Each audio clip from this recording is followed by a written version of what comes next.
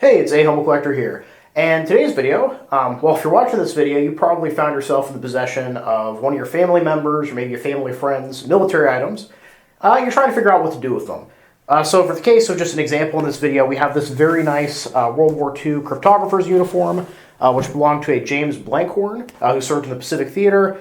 We also have a lovely Japanese NCO's katana, and this very well-worn Japanese phrase book.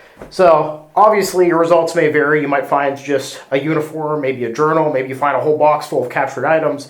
It really is going to depend. And you found these things, you're not really sure what to do with them. And so the point of this video, I'm going to kind of go through your options. Talk about large museums, small museums, collectors and dealers.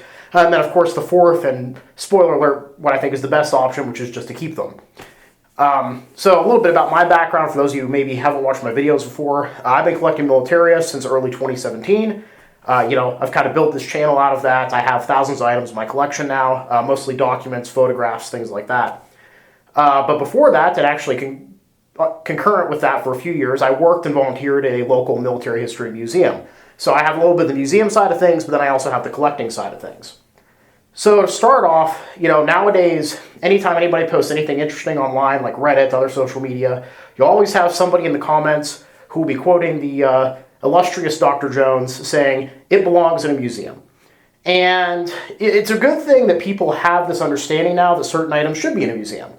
But the point is, when Dr. Jones is saying that, he's talking about items that have significant historical and cultural significance. The Ark of the Covenant, for example, has major religious significance to several different religions. Obviously that's the kind of thing that shouldn't be in a private collection. But your grandfather's uniform and the sword that he brought back from World War II probably are not on the same level as the Ark of the Covenant, as hard as that might be to believe. So you've decided, though, you don't want them for whatever reason. And so you think, okay, well, I'll donate them to a museum. That way people can see them, appreciate them. And first things first, there's a big difference between a large museum and a small museum. We'll start with a large museum. So a large museum, that'd be like a national institution, something like the Smithsonian, or it could be, a larger specialized museum, like the National World War I or World War II museums here in the United States. And you can go to those places, you can say, hey, I found my grandpa's stuff from World War II, I want to donate it. They'll say, great, send it to us, we'll take them. And most people seem to be under the impression that if you donate something to a museum, it's going to end up on display. But I assure you that is almost never the case.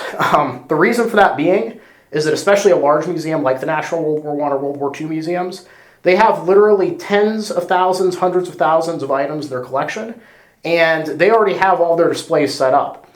So the items that are on display year-round, they've already set those up. Those displays are static. They don't change.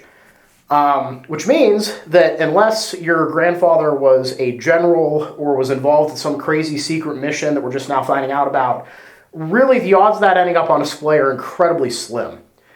Now, the only chance you have of something coming on display at a large museum like that in that case is if they're doing like a specialized, like temporary exhibit. So for example, let's say you're flipping through your grandfather's phrase book, and you notice in the back here he has girlfriend and how much, he's added these phrases, he's obviously embrace the local culture, and you think, wow, that's kind of interesting. And maybe the people at this larger museum that you donate the stuff to will agree. Maybe they're doing an exhibit on, the relationship between the citizens of a country and the occupying armies post-war. That could be a great piece.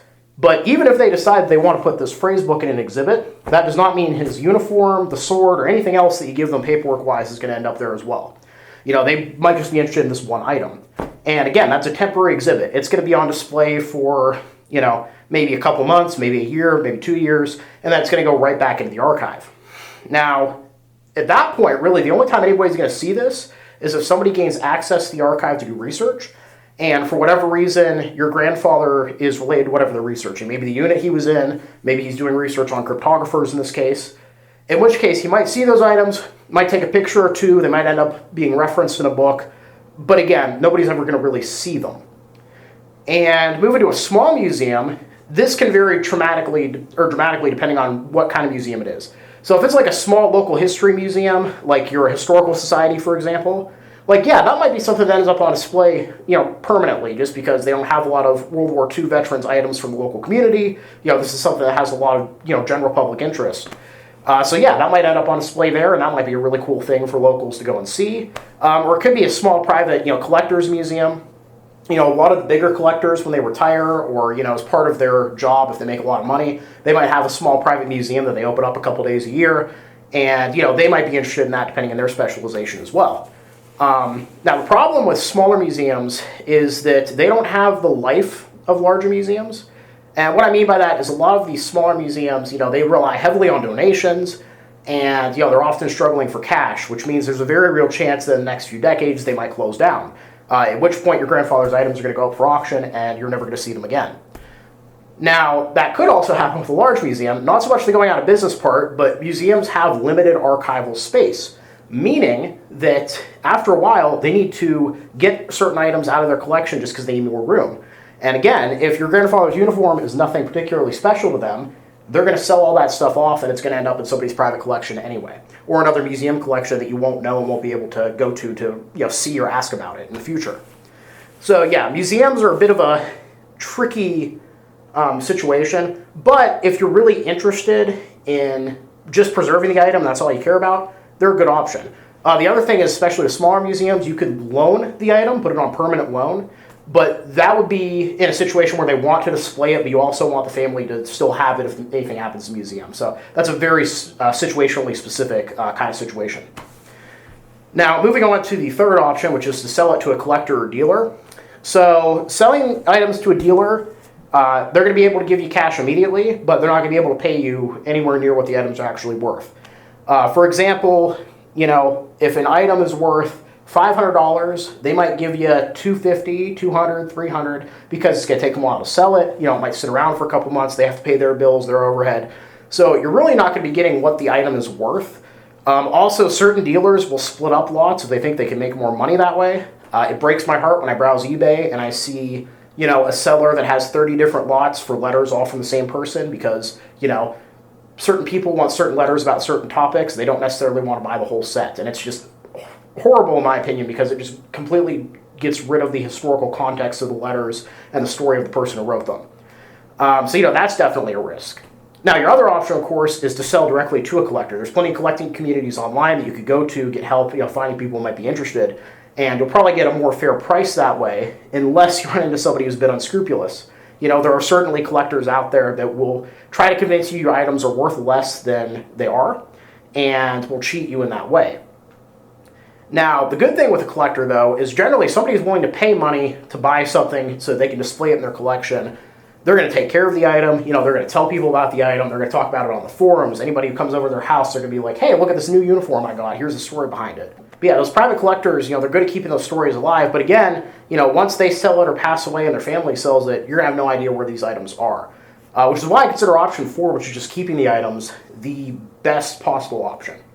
This is an incredible personal link that your family has to history. This is something that you can show your kids, your grandkids, and say, hey, my grandfather, served in the army during the Second World War, and, he helped defeat the unspeakable evils that were going on in the world at the time. He brought back a souvenir of one of those unspeakable evils. He spent time in the country post-war. There's such a great link to history that you could use to teach people, and it loses that significance when you sell it to somebody else. Nobody's going to care as much about your family stuff as you do, unless, of course, you don't care at all, which is a possibility.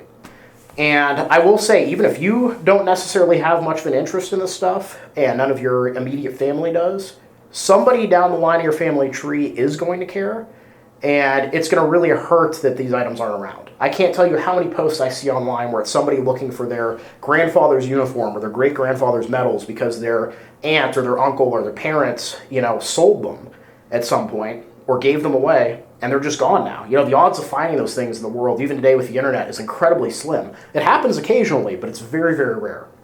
So just for the sake of that, I would recommend keeping the items. Even if you don't necessarily have that interest, somebody in your family may at some point, and it's going to mean so much more to them than it will to any collector or museum that you give it to. Now, that being said, the world's not perfect. Especially right now, cash is tight for a lot of people, and maybe a couple $100 extra is really going to make a huge difference in your lives, the lives of your family.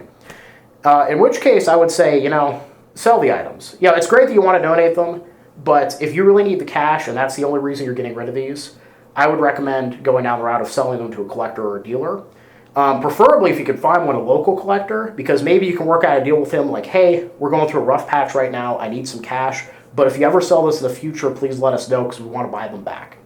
You know, I can't speak for all collectors, of course, but I would always honor requests like that. There are several items in my collection that the people who sold them to me asked that I give them first dibs if I ever do sell them, because they're items that they didn't necessarily want to part with, but they had to due to life circumstances. So yeah, I hope that kind of helped you in your decision-making process. Like I said, really the path and the options available to you if you want to get rid of this stuff, you know, large museums, small museums, collectors and dealers, or again, the best option in my personal opinion is to keep the items.